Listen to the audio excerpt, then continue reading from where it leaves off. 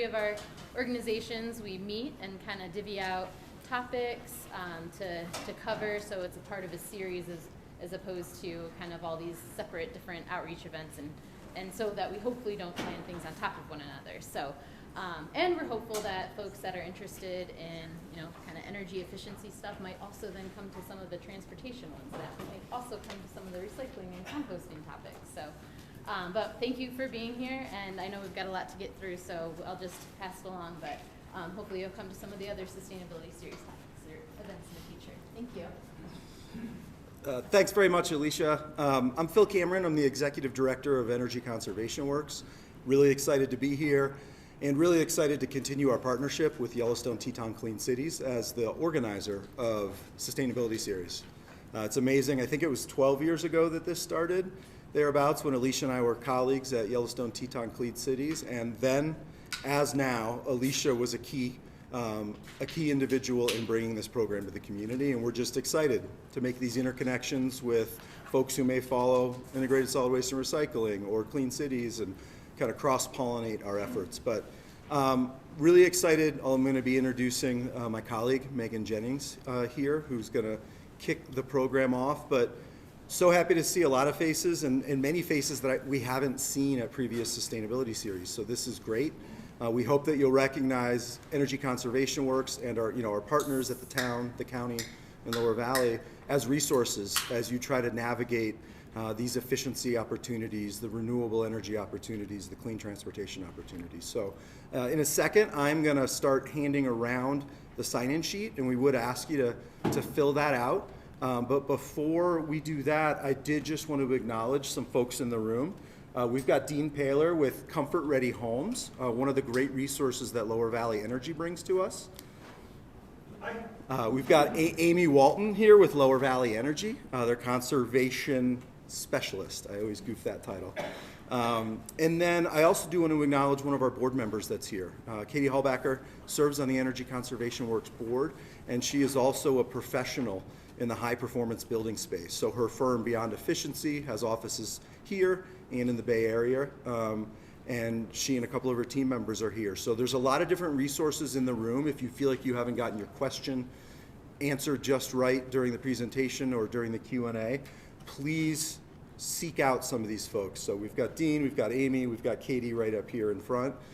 So thanks everyone who showed up today. And I'm going to introduce Megan Jennings, and I'll start with a thank you for all the work Megan's put into the program, both bringing partners in like Energy One and also developing a great program for the day. So Megan is a Jackson local, raised here in Jackson, a graduate of the Jackson Hall High School, and she's been with ECW for going on 4 years now. Great colleague, great resource in the community. So Megan, take it away. Thanks, Phil, for that intro. Very sweet. Let me just get a sip of water really quick. As Phil said, my name is Megan Jennings. I'm the program manager at Energy Conservation Works.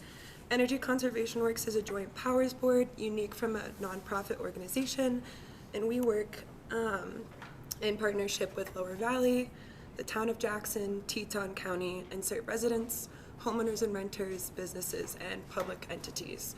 And ECW's mission is to provide leadership, engagement, implementation specific to energy conservation, energy efficiency, renewable energy, and reductions in emissions. Today we're also joined by Jim Bob Schell, a professional HVAC engineer from Energy One, who will be our expert in the room and helping you get up to speed on how heat pumps work and some of the things to think about when considering heat pumps in your home. But before we dive into heat pumps, I want to spend a little bit of time discussing energy conservation and efficiency. Energy conservation is in our name, and so it would be a disservice to talk about heat pumps without talking about the conservation portion. And so I'm going to show you a little bit of a visualization to help you to start thinking about that. So this is the conservation of pyramid, which we use as a tool. It was developed by Minnesota Power, and it's a great tool to refer back to once you start completing your projects. It's also similar to the food pyramid in that you work your way up from the bottom to the top. You'll see that the pyramid starts with your understanding of your home energy use and works up from low cost to no cost, different weatherization options, and working up the way towards specific projects. By establishing a foundation in energy efficiency and conservation and gaining a better understanding of how you use energy, you can more effectively work your way up the pyramid. And this is where I want to stress the importance of the low-hanging fruit efficiency opportunities and weatherization first, before exciting projects like heat pump and solar, even though we're going to be spending the bulk of the discussion today on heat pumps. Just want to call out like the pinkly purple here for air sealing and the insulation and ventilation steps up there on the dark blue. When you adjust weatherization and when you seal leaks, add insulation, and address your home envelope, you're not only addressing the comfort and resilience benefits, but you're also driving down the cost to operate your heating system, because a better insulated home requires less heat to power it. And today we're going to be talking about heat pumps for space heating and cooling, which you'll find at the top of the pyramid. So why are we talking about something at the top of the pyramid when I just discussed that weatherization and energy and conservation are important to start with? Well, we've gotten a lot of questions on heat pumps in the last year or two since the Inflation Reduction Act has been passed, and we want to be able to provide you with the best information on how to implement home efficiency technology and starting to prepare you for the future. So for a quick poll in the room, by a raise of hands, how many of you have heard about heat pumps before? Okay, quite a few. How many of you would be comfortable explaining what a heat pump is to a friend? All right, so quite a few less. We hope that with this presentation, you'll be able to walk out knowing more about heat pumps and be able to talk to your friends or impress a family member with your new expertise and wherever heat pumps take you. And with that, I'm going to pass it on to Jim Bob, who's going to get you all up to speed on what's up with heat pumps. All right. Thanks, Megan.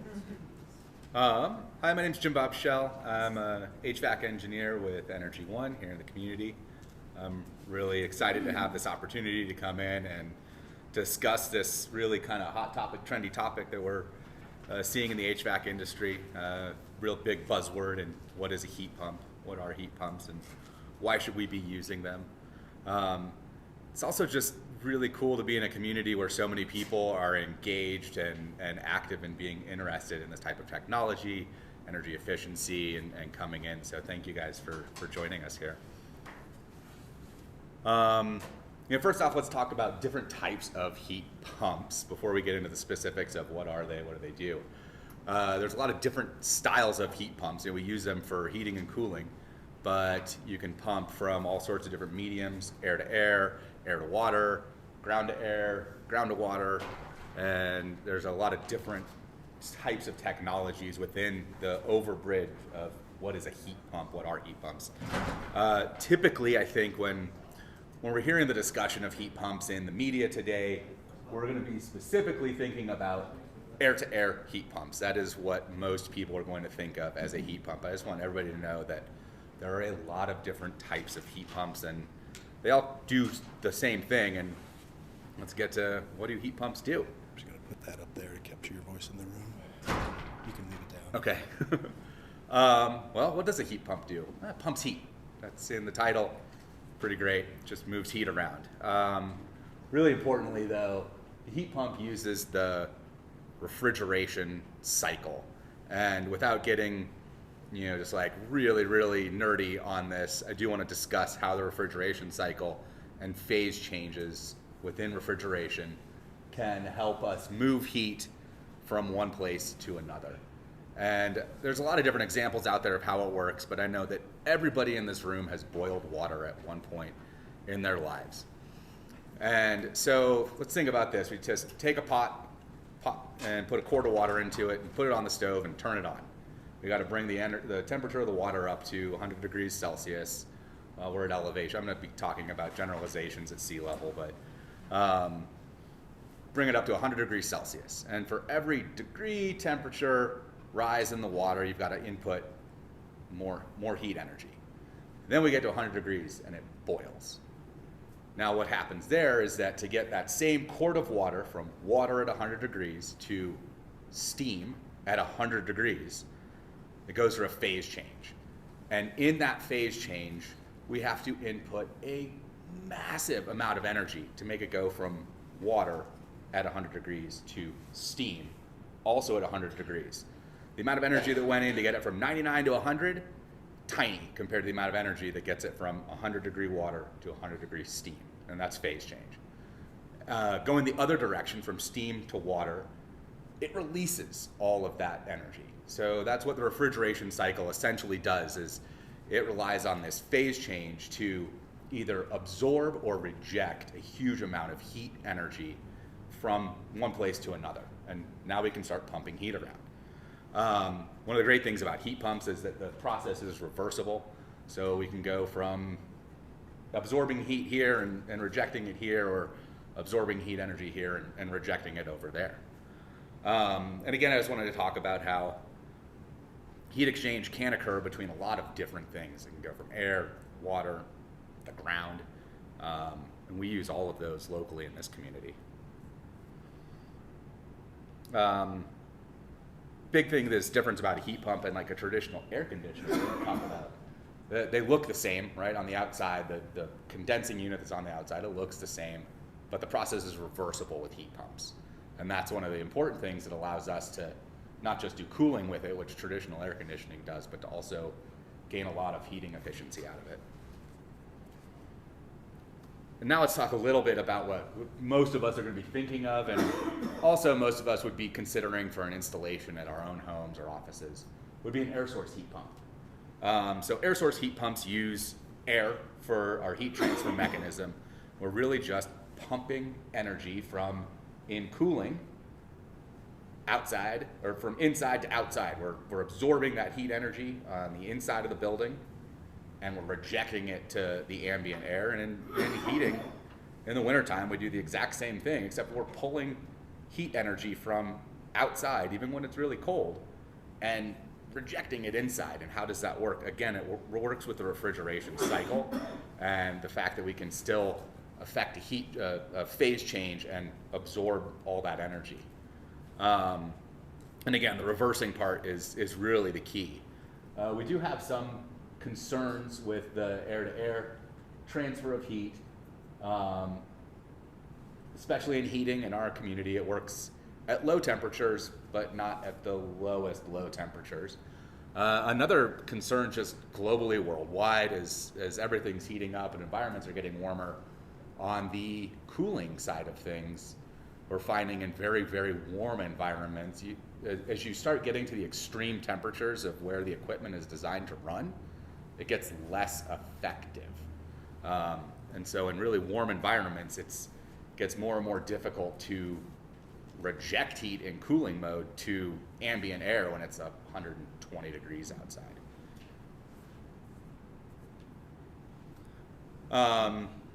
One of the kind of big topics in heat pumps is, what's it going to look like? How do I retrofit or fit this into my home office space plan? And there's a number of different styles of systems. So we have a traditional ducted system.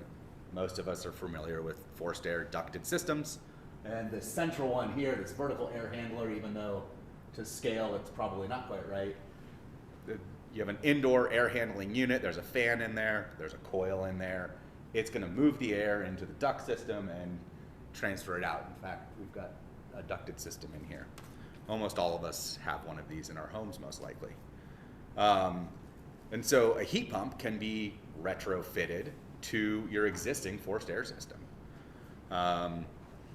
We also have ductless systems. So in spaces where there's not already a ducted system, or there's not already line set run, which line set is what connects your outdoor equipment with your indoor equipment in an air source heat pump.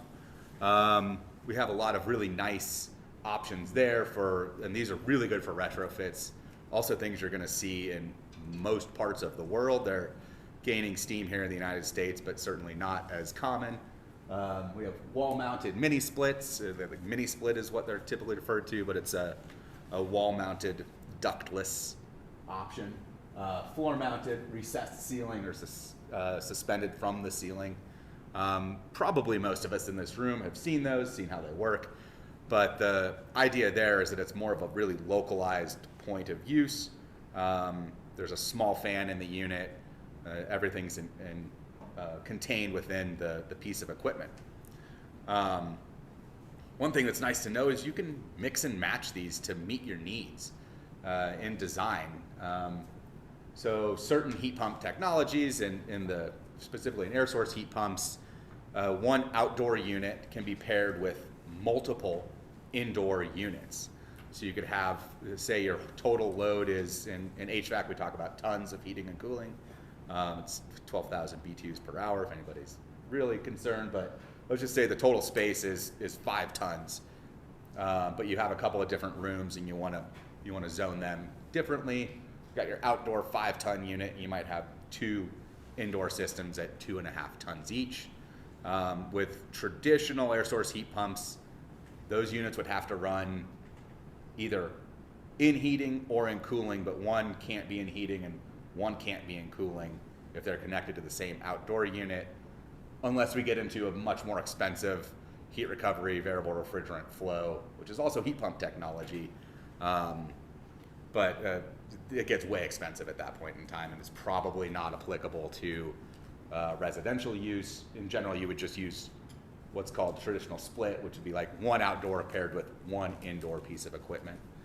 But these things they're really good for retrofits because you probably already have the ductwork that exists, and maybe you're interested because your house, like my parents, they built their house here in 1980, and in 2005 they were like, wow, it's gotten way too warm. We actually want to add air conditioning to the home. They didn't need to do anything, not much at least, on the inside because the air handler was already in place, the ducting was already in place. You just need to set an outdoor unit. You do need to factor in that you have to run line set, which is 2 copper pipes. They're about 1/2 an inch, 3/4 of an inch in size, and then you would need a coil on the inside where the heat transfer happens, and that would just be right on top of the existing air handler unit, or maybe your equipment's end of life and you would replace the air handler unit with an integral coil as well. Air source heat pumps also can transfer to water. And maybe you've got an existing hydronics system, in-floor or baseboard hydronic radiators. Well, air source heat pumps can be used there as well. The process is the exact same. The refrigeration cycle absorbs and rejects heat as you need it, and these work in cooling as well. But we'd just be transferring to water here and heating water up, and you can use that and pump it through your floor. So you might have the existing infrastructure there, and air source heat pump, air to water, could be added and retrofitted to your existing radiant hydronic system. And they can be used for cooling as well. In-floor cooling has some thermodynamic complications to it, as far as you need to really monitor humidity levels well, or else you run the risk of condensing in your slab, which is not good for the slab. And also, just as we hear more about heat pumps, you might hear about hydronic cooling in the media. I know I've seen some articles on it. One thing that's also important to understand there is that the ability for, let's just say, in 1 square foot, with hydronics, you can add way more heat than you can cooling to that space. So it might not be, if it's sized to handle the heating load of the space, you probably can't actually satisfy your total cooling load there. But there's a lot of other variables involved with that. Just want to talk quickly about some of the pros and cons of air source heat pumps, and a lot of this is really specific to our environment, our community. So in Teton County, Wyoming, and all of the surrounding areas, we have some pretty extreme cold. And the local county makes us design to negative 30 degrees Fahrenheit for our design temperature. That actually quite far exceeds what ASHRAE, which is the national organization that sets design standpoints, it exceeds that low temperature by like 12 or 13 degrees. But we all know that it gets to negative 30 out here every single year. You need to be able to heat at that level. Prozo offers both heating and cooling. So that's a kind of stark contrast to your traditional air conditioning system, which is just for cooling. They're really high efficiency. I want to talk about a couple of ways that we talk about the ratings for heating and cooling equipment. The one that I like the best because it is in the same units is the coefficient of performance, or COP. And this is a heating rating. COP is how much heat output, energy output, do you get per 1 unit of energy input. So a COP for a heat pump to be Energy Star certified needs to be at least 2.5, and a COP of 2.5 would say for 1 unit energy input, so let's just say 1 kilowatt of energy input, I get 2.5 kilowatts of heat output. HSPF is the exact same rating, except for it talks about a unit of kilowatt input to BTU output. And then SEER is how we talk about cooling efficiency, and kind of the same thing. Heat pumps you'd be looking for something with a SEER rating in about the 16 range. And air conditioning is rated in the same way. I'd also like to mention here, how do we compare this to, say, a gas-sourced electric unit? So gas, we talk about AFUE, which is how efficient the gas is at putting how much heat you get out for how much gas you put in. And it's a strict percentage basis. So older equipment, you're going to be seeing like an older gas furnace is probably about 80% AFUE. So for every 1 unit of heat input or energy input, you're getting 0.8 of that in usable heat. More modern equipment in gas is looking more in like the 95% range. And then boilers as well, modular condensing boilers that we would use in like a hydronic situation where you're putting out about 120 degree temperature water. They're in like the 95, 96% AFUE. As your temperature needs increase to 180 degrees for certain systems, that number goes down a lot because you don't get the efficiencies of the condensing part of it. And then what about just like traditional electric resistant baseboard heat, or we're seeing cove heat a lot now because cove heat's the same thing, but it's mounted up on the wall and you can put your furniture up nice and tight. We have cove heaters in my house. They are a COP of 1 for every 1 unit of input you get. It's all transferred into heat. You get all of it back in heat. So a lot of times you're going to hear or see things about electric resistance heat being 100% efficient. It is, but we can do a lot better with COPs that are higher than that. Another big pro is it can be used in retrofits. You probably have in your spaces already the ducted system, or you just want to add some selective cooling and heating in places. It's easily retrofitted. It's probably going to lower your overall energy bill using heat pumps, like almost for sure, but there's a lot of factors that go in there. And then also, we are really fortunate in this community to have Lower Valley Energy and their low cost, low emission electricity. And that's a really big, important factor of making the decision, should I go to an electric based source from, say, a gas burning source? Where does your electricity come from? How efficient is that? What were the losses in that? So in our community here, we have low cost and very low emission electricity. And that really can drive the decision, like, should I put a heat pump in? Almost certainly in our community you should, because of that. There are some cons, though, involved with heat pumps, especially compared to like traditional air conditioning. The upfront costs are higher. It's not like a huge amount higher, but they are more expensive. It's more complex technology. They're also limited by the outdoor conditions, as I mentioned earlier. And what that means in our environment is that in heating, you have to have some other source of heat, because heat pumps just don't work at our conditions. And as it gets colder and colder, like a lot of heat pumps you're going to see are being rated at negative 15 degrees. There's a few that are being rated to negative 20, negative 22 degrees. They don't provide as much heat. They're still efficient at providing heat to the indoor space at that temperature, but they don't provide as much as they do at 10, 15 degrees Fahrenheit or 30 degrees Fahrenheit. And almost certainly they're not going to provide enough heat at negative 15 for the design intent of the space. So to meet the intent or the heating load of the space, if we wanted to run them at negative 15, we would have to way oversize the equipment to be able to heat it at negative 15 degrees. And then they just don't work at negative 30. So locally, as a design engineer, we could not only put an air source heat pump in because they just don't work at negative 30 degrees. You have to have some other heat source. Luckily, with like an air handling unit, we've talked about an ducted system, you probably already have an electric strip in there. When you are running that electric strip, you're again at that COP of 1, or every unit of energy input is getting you a unit of heat output. But it can be augmented by that air source heat pump, and like in our shoulder season, like today when we needed some heating, the air source heat pump is going to be carrying all of that load at this higher efficiency. Another perceived con, I think, is that there's been a lot of resistance in the construction industry to new technologies in general.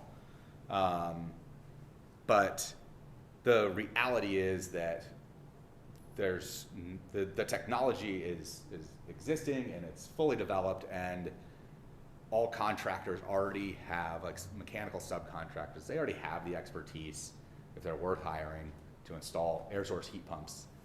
The physical process of the installation is no different than setting an air conditioning unit. It's just a heat pump unit instead. So it doesn't take any new special skills to install these systems. With that, I'm going to hand it back over to Megan. And thanks for listening.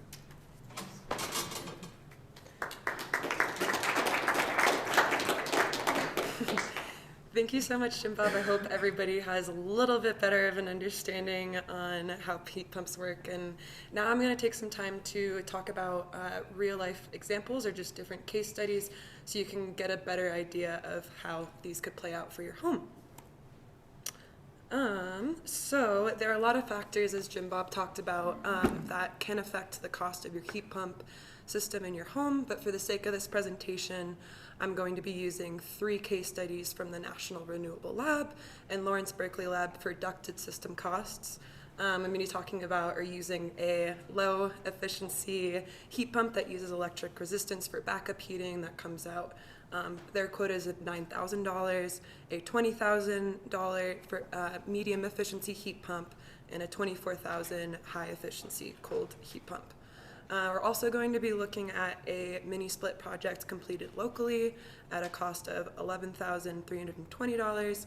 I've included the performance sticker on the heat pump right here, and based off of the energy guide readings, we're going to call it a low to medium efficient heat pump. As you can see, this is the least efficient part, and to go is to more, and it's kind of in this medium to low spot. That sticker is something that you'll see on all heat pumps. They're required to have that. So if you're curious, walking through a supplier store, all of them will have that nice yellow rating.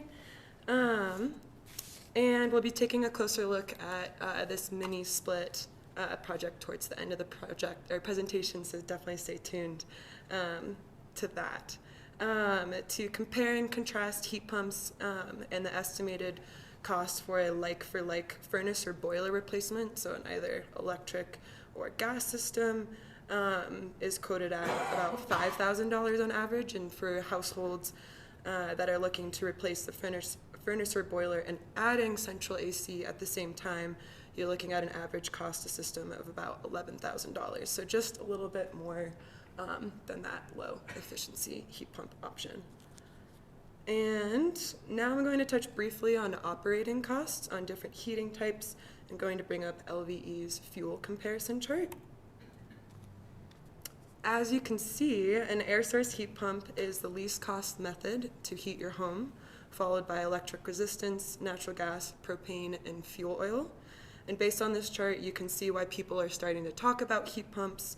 When people see that they can save money on their electricity bill, that's typically when the conversation starts.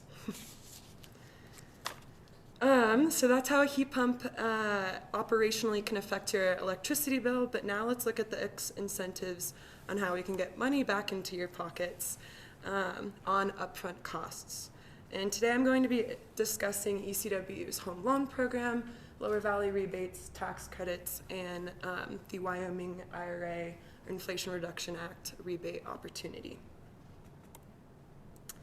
Beginning with ECW's 1.5% loan program, there are a lot of allowable uses in addition to heat pumps that I'm not going to touch on today, as you can see on this list here, but to highlight key aspects of the program, all Lower Valley members can use the program in Teton County and Lincoln County. All you need is 12 months of on-time LVE payment history, no credit checks, and you can borrow up to $25,000 at the 1.5% over a 5-year term. And what does this look like with the heat pump examples that I just showed a little bit ago when we factor in this financing? By utilizing the maximum turn amount of 5 years, you can finance the lowest cost ducted system heat pump at $159 all the way up to $416 a month, which is a little bit more digestible than paying for that all up front. The second initiative that we have is Lower Valley rebates. Again, I'm not going to read off the full list, but if you're interested, you can visit Lower Valley's website to poke around and download any of the rebate forms. Lower Valley rebates are available to electric customers only, as the funds are energy conservation funds from the Bonneville Power Administration, LVE's main power provider. So if you have primary electric heat and you're looking to upgrade to a heat pump, what can you expect for LVE rebates? For a ducted system, we are looking at, you can expect $800 to $900 or $650 for a mini split project. And if you're interested in this rebate, please note the LVE contact information at the end of this presentation so you can reach out for pre-approval. And that'll be Amy, who stood up at the beginning of the presentation, who will be your point person for that. Third, we have tax credits. One big disclosure here is that I'm not a tax professional, and neither are any ECW or Lower Valley staff. So highly recommend contacting a tax professional for tax credits. But nevertheless, you can expect to receive 30% of project costs, or up to a maximum per outlined by the IRS. As you can see from that tiny note there, it's a little bit smaller on my screen, but heat pumps are subject to a $2,000 maximum. That's in any heat pump. If you're doing a hot water heater heat pump system, if you're doing an air source heat pump, air to water system, and they also have biomass stoves and biomass boilers on there. So just one project that you can get tax credits per year. And if you're looking to upgrade to any type of heat pump, whether it's a ducted system or ductless system, what can you expect in tax credits?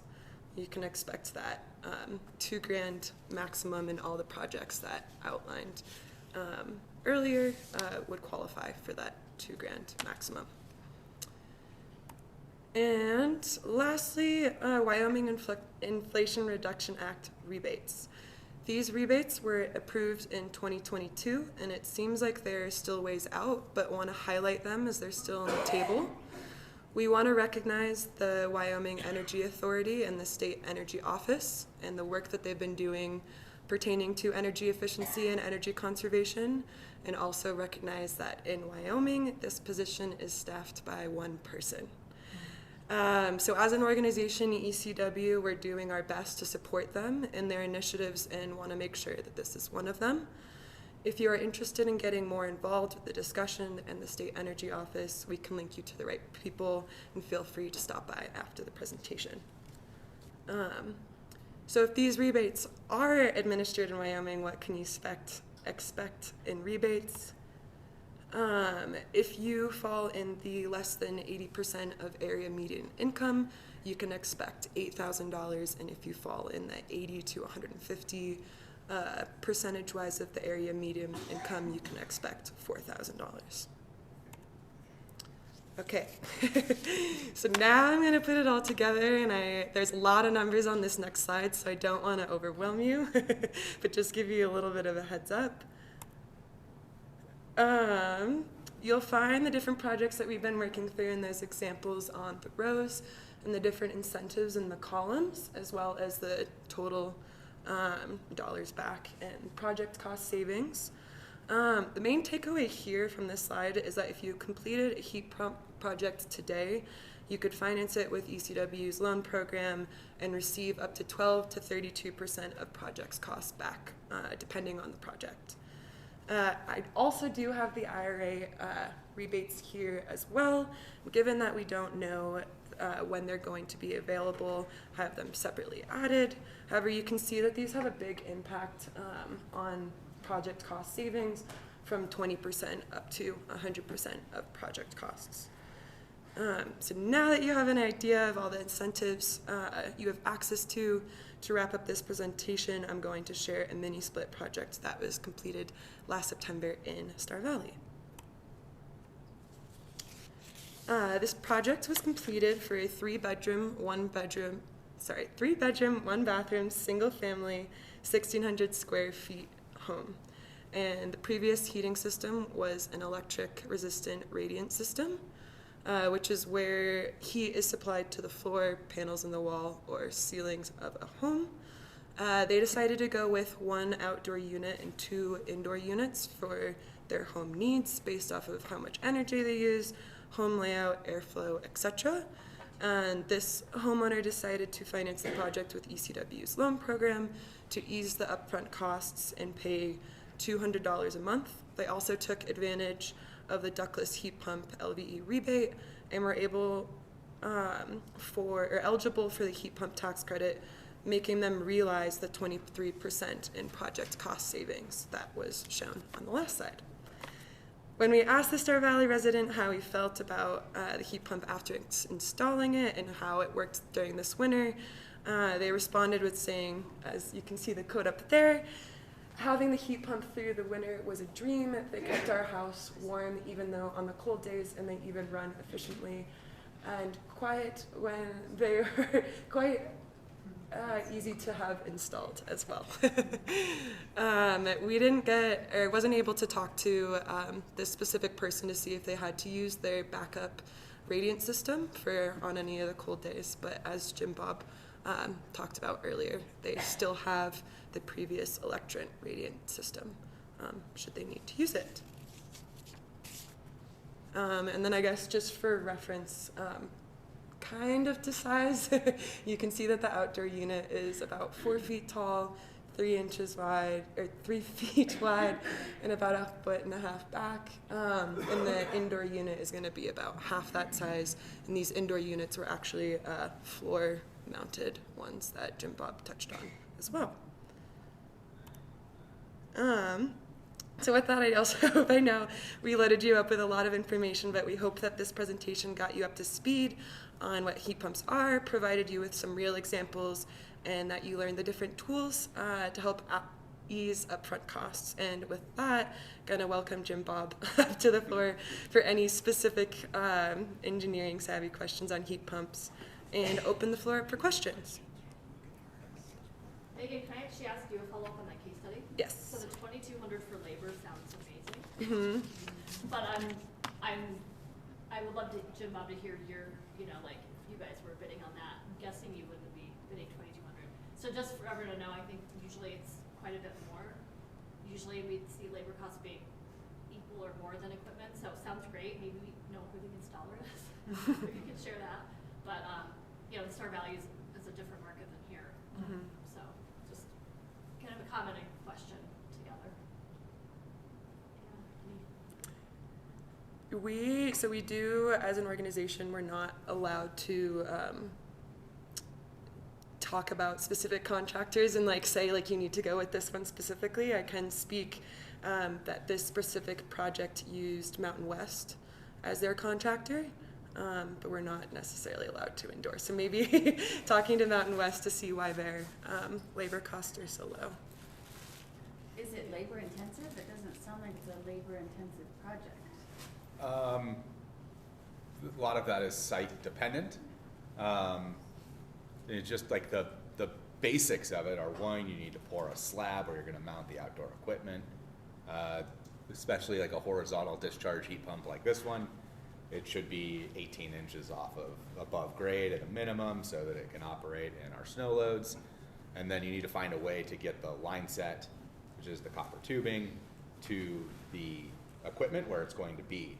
So a lot of, potentially at this site, they were able to situate the equipment and have the indoor equipment located really close, short line set lengths, less time to install.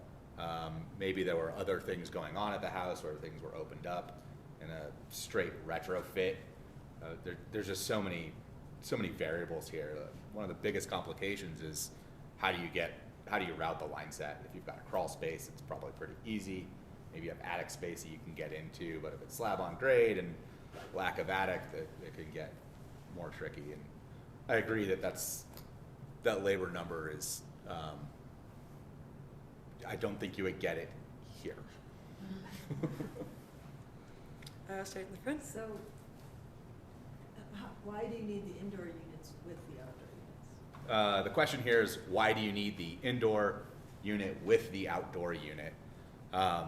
It's a great question, and I'll refer back to that, talking about the refrigeration cycle.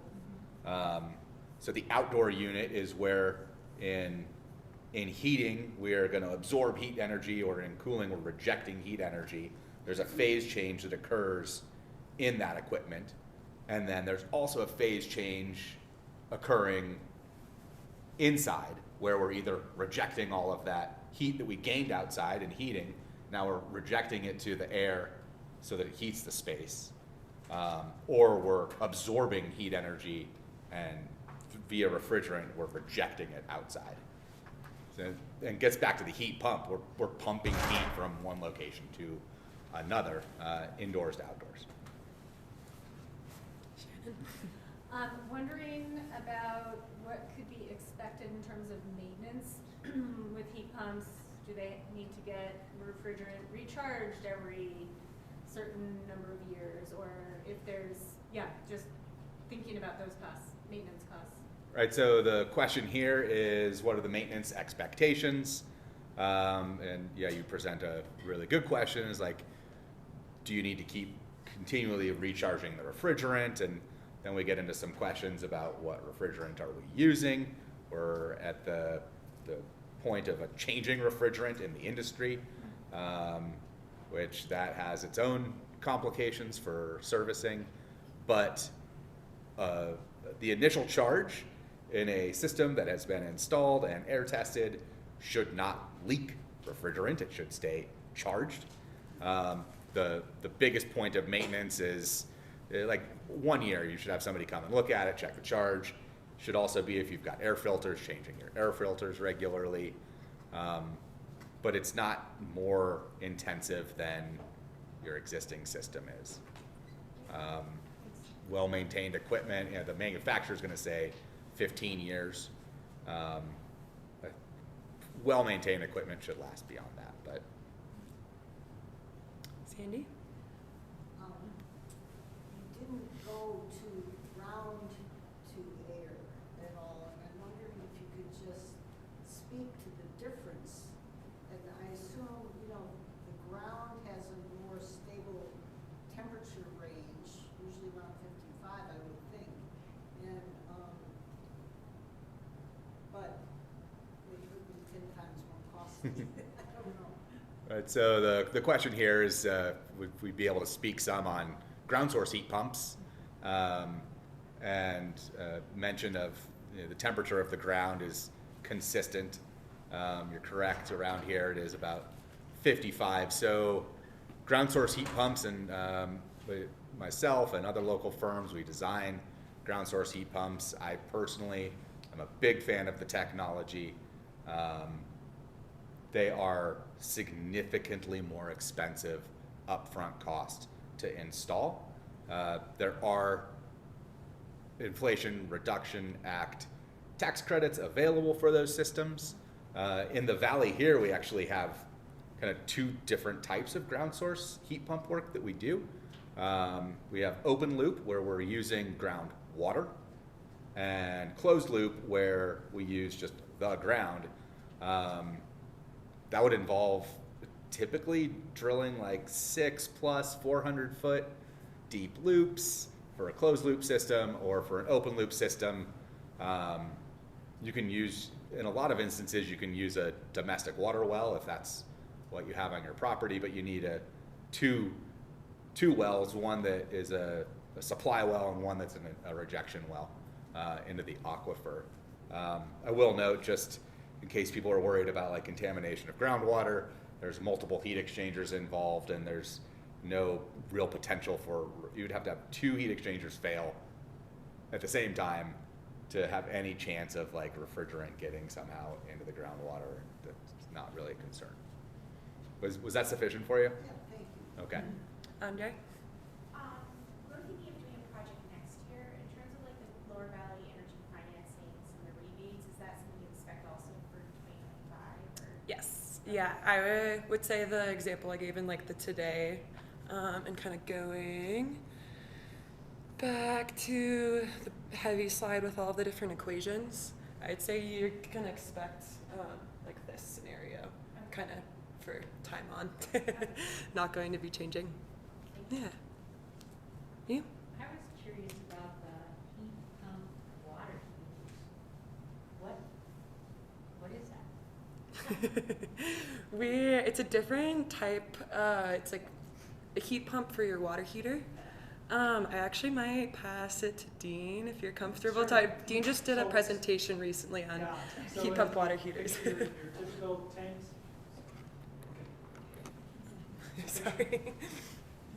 So it's you still got your normal tanked water heater, still has the elements in it, but on top of it, typically there's a little heat pump unit that works just like a normal heat pump. It has the same pulling heat out of the air and using it to heat the water. So it's really cool technology. It does require some space and conditioned space. So here you can't, just like you can't put your water heater typically in a garage, it's too cold. You want to put it in a conditioned space, crawl space, something that's not going to freeze. And usually they're good down to about, a space that's down to about 30 degrees, 30 or 40 degrees, and they'll still work efficiently. So they need some room for air, because they're pulling heat out of the air, anywhere from like 450 cubic feet of air to 700 cubic feet of air. But same technology, it's just pulling heat out of that air. Super efficient. That COP that he was,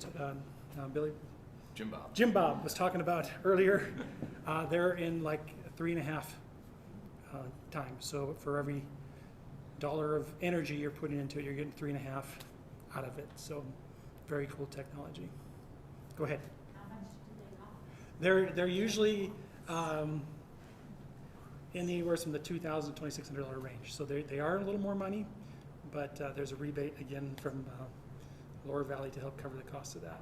Where can you get one? You can talk to Ferguson's, your suppliers in here. Your big box stores have them sometimes too. So It's called, heat pump water heater. and then you need to have the duct system too? No, they're just pulling air. They do have a vent at the top and a vent on the side where they're pulling heat out and then just moving it right through. If you have a smaller space, yes, now you need to duct that into larger space. But if you have room for it, the utility room works great. Next to your washer and dryer works great. Next to your furnace works great, because you can use that heat that's coming out some of these other appliances. So. 16. Yeah, very cool technology. If I could add real fast to good siting of heat pump water heaters, like you said, they need space. Utility rooms are a really good spot for them because you're probably going to be able to pick up some heat that's just being rejected off of the equipment. If you've got a boiler room with some hot water piping, awesome, because you're definitely going to pick up heat off of those. Another good spot is in an AV room where you actually need to cool the space some because it is pulling heat energy out of the area, out of the air, and the temperature in that space will be lowered over time. So siting them is important. Amy? Maybe this is probably a question for you. I'm curious as to how these incentives are available to organizations or for institutional projects versus residential. Yeah, so they're in terms of the financing program, ECW does have a commercial lending program as well. That's going to be at a 0% interest rate. It's from a different lender as well. It's from the U.S. Department of Energy is how we have access to that funds. The residential loan program is through the Wyoming Energy Authority funds. There's just a little bit of a nuance there.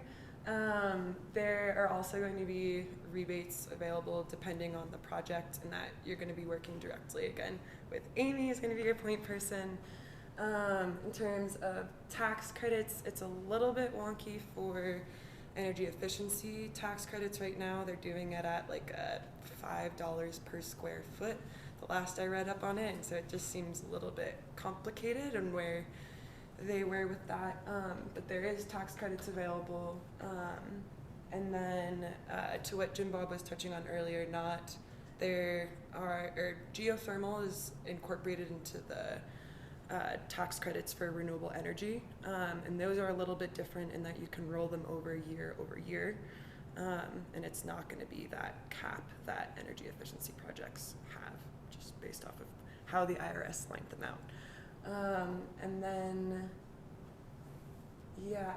they don't have specific IRA rebates right now, but those three with the ECW financing, rebates, and tax credits are going to be your tools to date for businesses. And then one other note, with the Inflation Reduction Act, it actually, nonprofits and tax exempt organizations weren't previously allowed to take advantage of the tax credits because they're tax exempt, don't have a tax appetite. When the Inflation Reduction Act was passed, they saw that that was a stupid part of the rule, and to make it eligible for nonprofits and other tax exempt organizations. So now the tax credit actually comes in form of a direct pay. So if you decide to do a project, you would get that money directly back from that to ease the difficulty of tax exempt organizations prior to that. In the back. Last summer we were getting to put a heat pump system in, and talked to the state energy authority about the rebate program. The tax rebate program wasn't going to do us a bit of good because we're retired and we don't have any tax. That the rebate would help, so I wanted the cash rebate. And I was told last summer that it might be ready, the system might be ready to go in the autumn. So I called again in the autumn and it wasn't. So then I called them last week and they told me that realistically nothing was going to get going until the summer of 2025.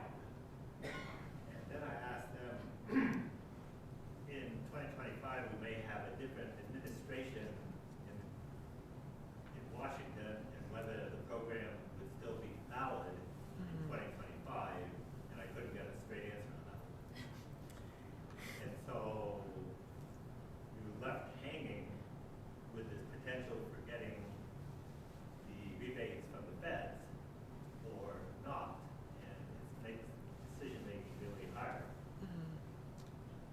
No, that's a very valid point. I think as I talked about a little bit earlier in the presentation, we are constrained because there's one staff person, unfortunately, for the state energy office, and to deal with all energy problems. We do, Phil's been meeting, who's behind you, who's the executive director of ECW, has been meeting with the state energy office point person for like quarterly to get updates and kind of put a little bit of pressure on them, because I totally hear you and the frustration of being like, there's all this money and we would like to see it realized a little bit more.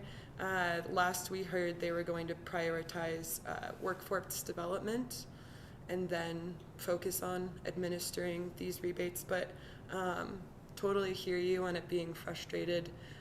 We're trying to do the best that we can to talk about the information that they're still on the table and let them not be forgotten about by Wyoming, because they're substantial.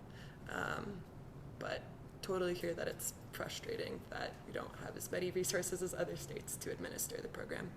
No, I think Megan covered the bases really well, and you obviously are familiar with it. I would say if anyone in the audience is passionate and interested in making sure we receive those tax dollars back, our tax dollars back through these IRA rebates, let your voice be heard. We can share contact to Patrick Millen, who runs the state energy program. We can make sure that this is an important topic. We can talk to local representatives, we can talk to state representatives, and just impress upon them that we don't want to leave that money on the table for the residents of Wyoming. We don't want to leave those tax dollars on the table. I called up Senator Lopez's office, Uh-huh. but I never heard back. Yeah. So it's a great opportunity to try to engage that state agency. The board meets monthly as well, and that's a piece of information we can share also to anybody's contact whom we have.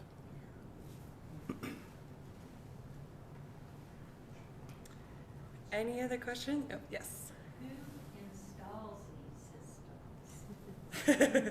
Local contractors. Local contractors. So Jim Bob from Energy One is a company that will install a heat pump for you. As I was talking about in this case study, this was a Mountain West that did this one.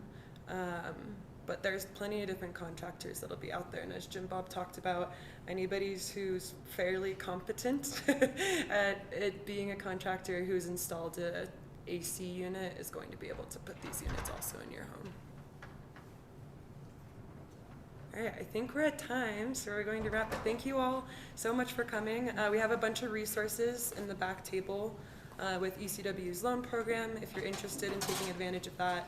There's also rebate forms in the back and a bunch of different things. But thank you so much, and definitely feel free to reach out if you have any questions.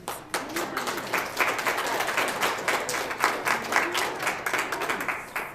you so much.